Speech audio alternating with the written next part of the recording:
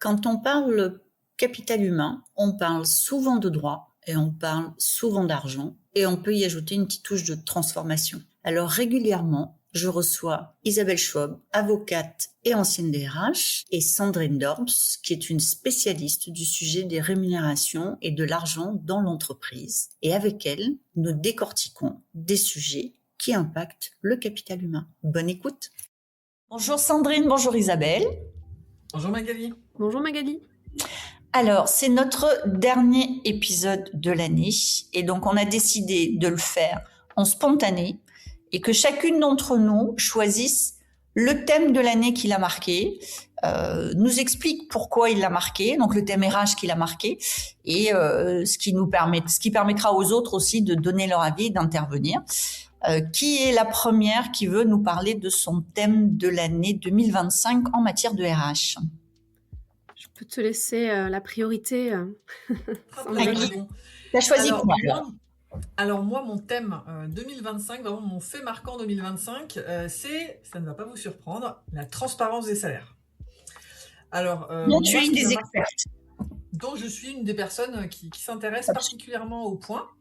Et quand bien même ce sujet vient d'une directive qui date de 2023, on n'en a pas parlé finalement tant que ça depuis 2023.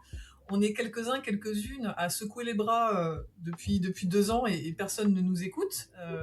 Et là, enfin, cette année, le sujet a été pris en main par certaines RH, pas encore, pas par la majorité des entreprises, mais on se met en ordre de marche. Donc ça, c'est vraiment d'un point de vue pro ce qui m'a marqué cette année. Et sur le versant personnel, toujours sur le sujet de la transparence, cette année, moi, j'ai sorti 2 livres sur les politiques de rémunération et sur les transparences, dont le tout premier aux éditions Duno, auquel Isabelle a participé pour donner son regard, son avis d'avocate, qui s'appelle « La rémunération n'est pas qu'une question d'argent ». C'est sûr. Là, on parle vraiment de politique de rémunération et on va s'intéresser à comment est-ce qu'on définit les règles dans l'entreprise, ce qui est primordial pour la directive. Et enfin, un deuxième livre sur la directive, transparence des salaires, guide de survie à l'usage des dirigeants, où là, on va un peu plus loin dans spécifiquement le sujet de la directive. Donc, je suis ravie, moi, que ce sujet soit enfin une vraie place à la fois dans les entreprises, mais aussi un peu dans les médias.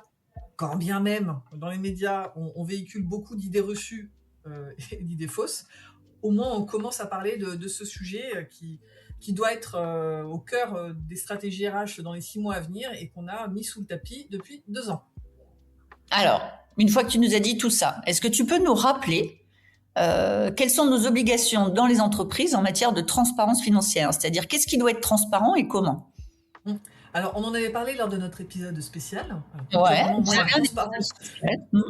ça a été mon mot de l'année. Tu vois, si je devais faire comme sur Spotify, les mots que tu as pu utiliser dans l'année, moi, ce sera clairement transparence. Ce qu'on s'était dit la dernière fois, c'est que la directive, elle va obliger les entreprises déjà à expliquer clairement les règles de définition des salaires. Donc, à la fois, comment est-ce qu'on définit le salaire, comment est-ce qu'on définit les niveaux de l'entreprise et comment la rémunération au sens large va évoluer dans le temps. Elle va obliger les entreprises à être plus transparentes au moment du recrutement, en affichant une fourchette de salaire dans les offres d'emploi, en empêchant les entreprises, les recruteurs et les recruteuses de demander aux candidats et aux candidates leur salaire actuel, pour éviter de continuer de perpétuer des écarts de rémunération qu'on aurait eu parce qu'on a commencé dans un secteur qui ne payait pas bien ou qu'on a mal négocié au départ. Elle va obliger je peux plus demander en entretien l'ancien salaire. Non, verboten. Non, verboten. Donc tu peux demander, contrairement à une idée reçue que j'ai vue sur un débat télé, qui n'avait de débat que le nom, parce qu'il n'y avait que des gens autour de la table qui étaient d'accord entre eux et qui se criaient dessus. On va dire, mais pourquoi vous criez-vous dessus ? Vous dites la même chose. Et justement, un dirigeant d'entreprise disait que pour lui, un des effets complètement délétères de cette directive, c'est qu'on ne saurait plus combien veulent les candidats et les candidates. Voilà, ce qui est complètement faux. Tu peux demander à ton candidat ou ta candidate combien ils veulent, mais tu ne peux plus leur demander à combien ils sont aujourd'hui. Et ne plus demander les bulletins de paye. Et alors là, avant que tu lèves les yeux au ciel, pas plus tard que la semaine dernière, moi je discutais avec une DRH qui me disait, sans trembler des genoux, qu'elle demande les bulletins de paye systématiquement aux candidats et aux candidates. Mais nous sommes en 2025, si jamais des gens ont des doutes sur Et sur donc la là, date de mon elle a podcast. plus le droit à partir de quand de faire ça? Bah, en théorie, je suis pas sûre qu'elle ait vraiment le droit de demander les bulletins de paye. Là, D'accord. notre avocate préférée. Mais en vrai, une fois que la directive elle sera transposée en droit français, on n'aura plus le droit de demander aux candidats et aux candidates leur salaire actuel et encore moins leur bulletin de paye. Et quand tu dis qu'il faudra donner des explications sur le salaire, ça veut dire qu'il va y avoir des notions de grille en fonction du parcours, de l'ancienneté. Mais on va avoir dévoilé les critères au final. Pourquoi est-ce que sur le même poste, Isabelle, elle a 2000 euros de plus que moi? Qu'est-ce qui fait que un collègue, une collègue, alors là, en plus, je prends un mauvais exemple parce qu'on n'est pas censé parler d'individuel. C'est-à-dire qu'on ne connaît pas le salaire de ses collègues. Néanmoins, un salarié, une salariée pourra demander la moyenne des salaires à poste équivalent et poser des questions. La moyenne est à 42, moi je suis à 40, qu'est-ce qu'il explique? Et là, l'entreprise devra expliquer que dans l'échantillon, je suis la personne qui a peut-être le moins d'ancienneté, si tant est que l'ancienneté est un critère dans la politique de rémunération pour cette entreprise, que j'ai celle qui a le moins d'expérience ou de seniorité. Voilà, en tout cas, il va falloir amener des éléments objectifs dans l'explication des écarts. Au-delà de histoire vraie entendue il n'y a pas très longtemps, une RH qui assumait parfaitement qu'une directrice soit bien moins payée qu'un homologue, parce que quand elle a démarré, elle a mal négocié et que et voilà, comme les budgets d'augmentation ne sont pas dingos, au final, l'écart a continué à se creuser. Bien sûr. Voilà. Ça, c'est pas un argument objectif, c'est une explication. T'as mal négocié au départ. Non, mais ça, c'est des choses que j'ai pu voir. Et que tu peux te trimballer une grande partie de ta carrière si en plus on te demande ton bulletin de salaire pour un nouveau job. Voilà, c'est pour ça en fait qu'on veut arrêter de poser cette question aux candidats, aux candidates. L'idée, c'est vraiment, imaginons que moi j'ai un budget entre 50 et 60 000. On se rencontre et je me dis, Magali, je la mettrais bien à 50, à 53, 55 par rapport aux autres personnes de l'équipe. Et là, pouf, tu me dis que ton salaire actuel c'est 45. Et là, je me dis, oh là là, si elle a 45 et que je lui propose 50, elle lui fait déjà un beau gap. Je vais me garder de la marge. Donc là, l'idée, ce serait de dire qu'il y aura plus ce biais de se dire à combien tu es aujourd'hui. Il y aura vraiment quelle est la situation en interne, la situation équitable, et qu'est-ce que toi tu demandes à côté de ça, quoi. Oui, le terme que tu as dit plusieurs fois, c'est le terme d'objectif. En fait, les critères d'évaluation du poste et de la personne doivent être basés sur l'objectivité et connus à l'avance. C'est-à-dire que c'est pas de l'objectivité a posteriori. C'est défini. Ça veut dire que dans les fiches de poste, par exemple, les entreprises vont devoir commencer à avoir ces notions de barème et de critères. Alors, je vais être un peu provoque. Les entreprises, elles vont commencer à avoir des fiches de poste. C'est le dernier épisode de l'année. Il est fatigué. Mais non, blague à part, il y a beaucoup d'entreprises qui un jour ont fait des fiches de poste et qui ne les ont jamais mises à jour. Et là, on est déjà sur une vision optimiste, parce qu'il y a aussi des entreprises que je croise qui n'ont pas pris le temps de faire des fiches de poste, et l'entreprise a grandi, et il y a de plus en plus de postes, et la RH est sous l'eau et ne prend pas le temps de définir des fiches de poste. C'est là où après, les avocats galèrent un peu quand il n'y a aucun... Tout à fait. Est-ce que notre avocate préférée a déjà vu des cas de litige sur des sujets de transparence financière, de réclamation sur du salaire ou des choses comme ça? Alors, pas encore sur la transparence, mais égalité de traitement, très souvent. Très souvent. Ouais, des demandes en rappel de salaire ou en dommages d'intérêt pour des différences de traitement qui ne sont pas justifiées. Ouais. Et la transparence, elle ressurgit parfois en contentieux quand du coup on est obligé de prouver en produisant des bulletins de paye anonymes de collègues pour montrer que en fait soit ils sont payés la même chose et qu'il n'y a pas de vraie différence, soit de toute façon à l'inverse on les produit pas s'il y a une différence. On essaie de la justifier du coup s'il y a une différence de traitement. Mais oui, c'est des questions qui se posent. Tu viens de prononcer un mot qui est le mot anonyme. Je crois que c'est ton sujet de l'année. Tout à fait, oui. C'est la jurisprudence qui m'a le plus marqué cette année. C'est un arrêt de la Chambre sociale de la Cour de cassation du 19 mars 2025 qui, pour la première fois, a considéré que des témoignages anonymisés était un mode de preuve recevable, y compris quand il n'était pas étayé par d'autres éléments dans le dossier, dès lors que c'est indispensable à l'exercice du droit à la preuve de l'employeur, et que l'atteinte au principe d'égalité des armes est strictement proportionnée au but poursuivi, genre en traduction. Oui. En traduction, en fait, aujourd'hui, là, dans ce litige, il y avait un licenciement pour faute grave d'un salarié. L'employeur lui reprochait des propos agressifs qu'il avait tenus à l'encontre de collègues. Il y a eu des menaces, des remarques désobligeantes, des intimidations, des propos violents, enfin, vraiment assez conséquent, en fait. La faute grave était quand même caractérisée. Mais le sujet était celui de la preuve. La preuve donc par des témoignages, parce que dans ces cas-là, il y avait bien sûr pas d'écrit, donc il a fallu demander aux salariés de témoigner. Les salariés étaient intimidés, avaient peur de témoigner de manière ouverte, et donc ils avaient témoigné devant l'huissier, et l'huissier avait ensuite anonymisé les témoignages. Bien sûr, le salarié a contesté son licenciement, et devant le juge, en fait, l'employeur a produit des témoignages anonymisés. Seul le juge, l'huissier et l'employeur connaissaient l'identité des témoins, en fait. Le salarié, lui, le connaissait pas. Et donc, il invoquait le fait qu'il pouvait pas se défendre, parce qu'il savait pas qui était l'auteur des témoignages. Donc, il évoquait, en fait, qu'il y avait une atteinte au principe de l'égalité des armes dans le procès. Voilà. Dans un procès, chacun a droit à un procès équitable, et du coup, une égalité des armes, et surtout un principe du contradictoire. Enfin, il faut pouvoir donner la chance à son contradicteur de contredire. Et là, le salarié considérait qu'il n'avait pas possibilité de contredire. Et pour la première fois, la Cour de cassation a dit, écoutez, les preuves sont quand même recevables.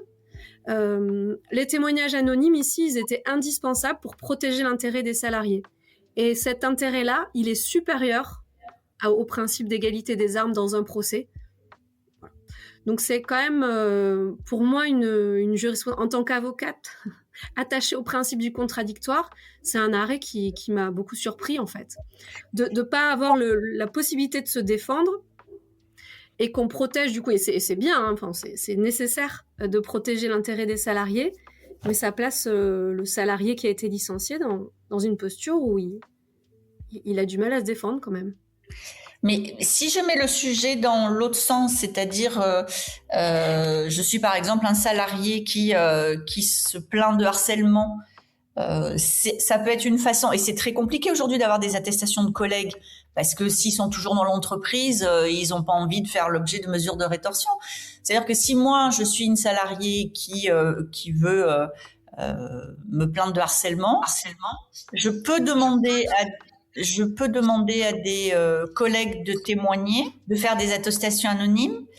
Et si c'est moi qui les demande, est-ce que l'employeur va savoir aussi? Est-ce que cette règle de l'employeur, le juge et l'huissier, elle est systématique? Ou est-ce que si c'est des attestations pour moi salarié, ça va être par exemple l'huissier, le juge, j'en sais rien, et puis un représentant syndical? Ah, ça peut très bien être effectivement tourné côté salarié, c'est-à-dire qu'il y aura un huissier. À ce moment-là, il faudra demander l'intervention d'un huissier. Les collègues témoigneront devant cet huissier, et l'huissier anonymisera les témoignages, et l'employeur aura pas l'information sur les salariés qui ont témoigné. C'est effectivement tout à fait réversible, en fait, et c'est ce qui est révolutionnaire dans cette jurisprudence. Et surtout, ce qui est révolutionnaire, c'est que ici, dans le dossier, il n'y avait aucune autre preuve, en fait. Aucun autre élément de contexte. C'était que ces témoignages. Mais, enfin, comme souvent. Alors, non, comme souvent. Non, ça dépend, parce que dans d'autres cas, on peut avoir des mails, on peut avoir des choses comme ça. Mais il y a quand même un certain nombre de cas où l'attestation, elle est quand même très utile.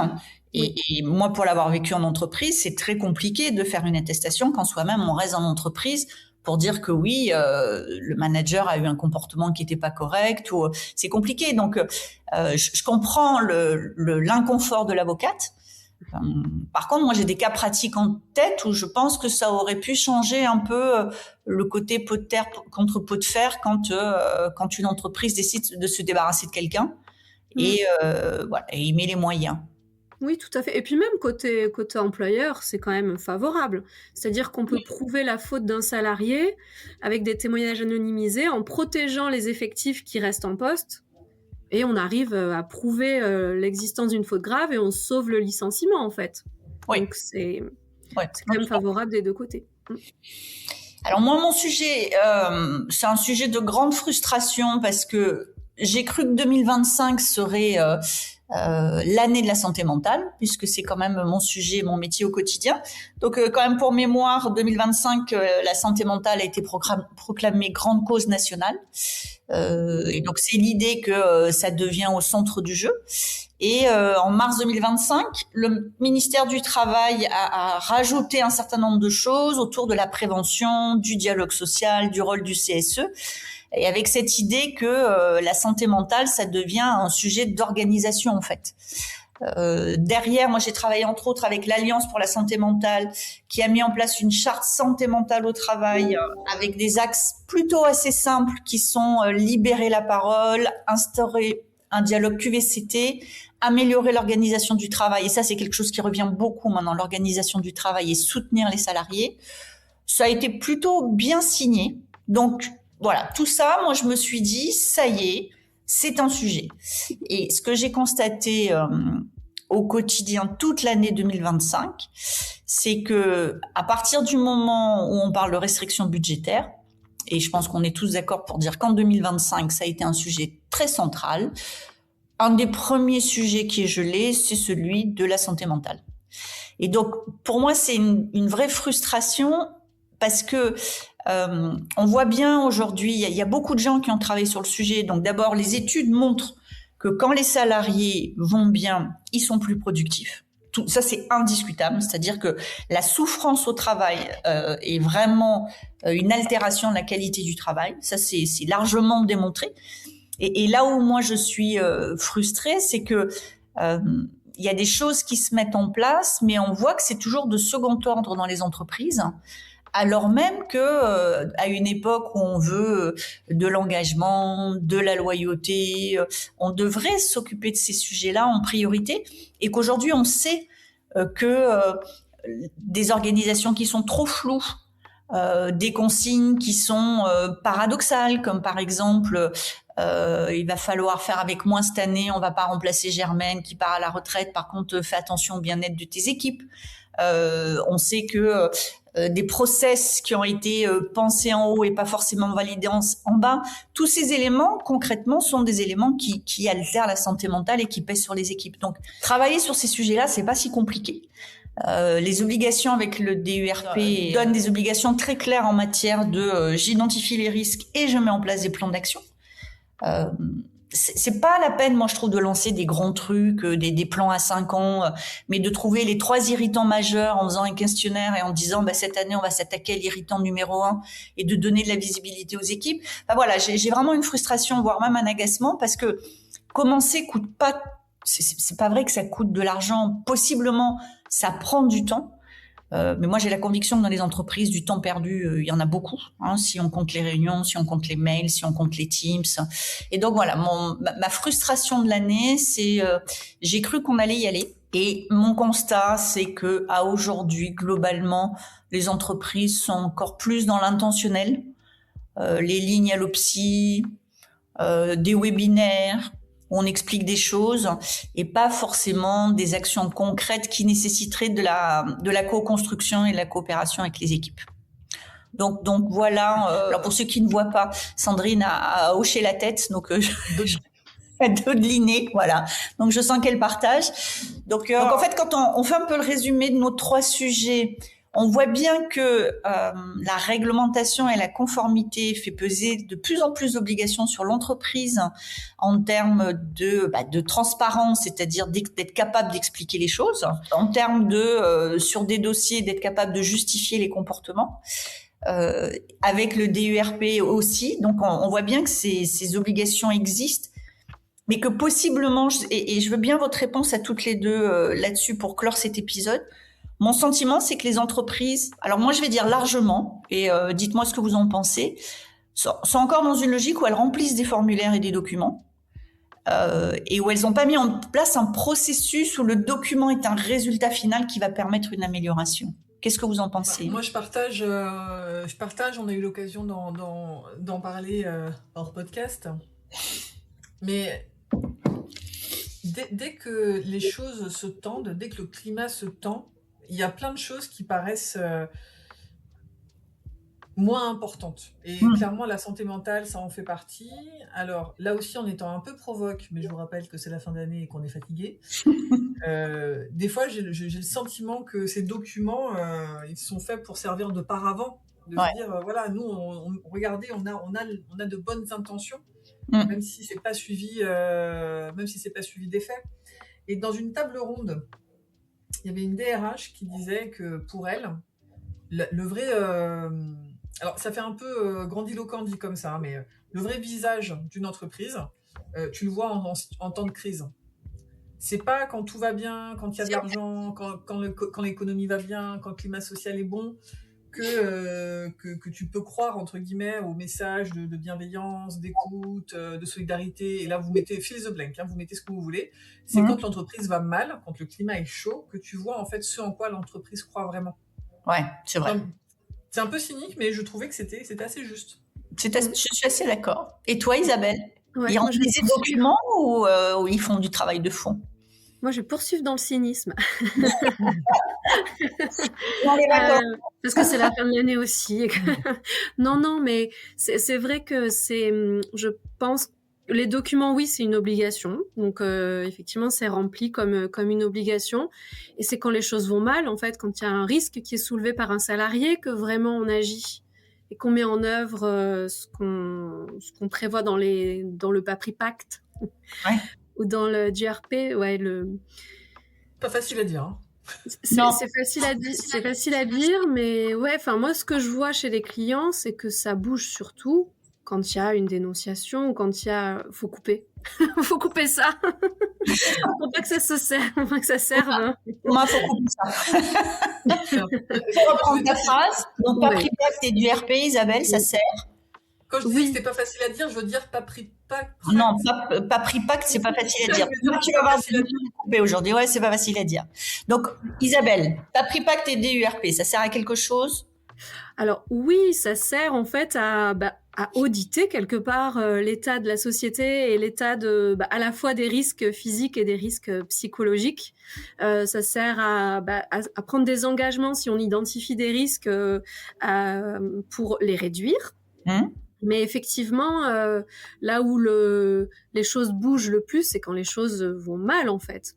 Donc, c'est là où on voit le plus d'action de la part... de réaction, malheureusement. Après, il y a plein d'entreprises qui quand même respectent leurs engagements prévus dans le PAPRI Pacte. Mais je suis assez d'accord avec Sandrine dans le sens où c'est quand les choses vont mal que vraiment on bouge. Que vraiment on peut mettre en cause des pratiques. Voilà. Sinon, on fait le minimum légal, en fait. Voilà. Et ça sera le mot de la fin. Et très bonne fin d'année aussi à toutes les deux et à tous ceux qui nous écoutent. Et puis, je donne rendez-vous à nos auditeurs, à nos auditrices l'année prochaine. Merci beaucoup. Merci. Très belles vacances, très belle fête de fin d'année. Et belle fête de fin d'année. Merci d'avoir été avec nous aujourd'hui. Si vous avez aimé cet épisode, pensez à le partager avec vos collègues ou avec d'autres dirigeants et à nous laisser une petite note. Ça fait toujours plaisir et ça nous aide beaucoup. Vous souhaitez en savoir plus? Abonnez-vous pour rester avec nous et sentez-vous libre de nous faire part de vos réflexions en commentaire. J'adore ça. Et si vous avez envie de partager votre histoire ou vos expériences, n'hésitez pas à me contacter sur mon site Lily facilite la vie info. À bientôt dans Capital Humain, le podcast pour que les salariés soient heureux et productifs.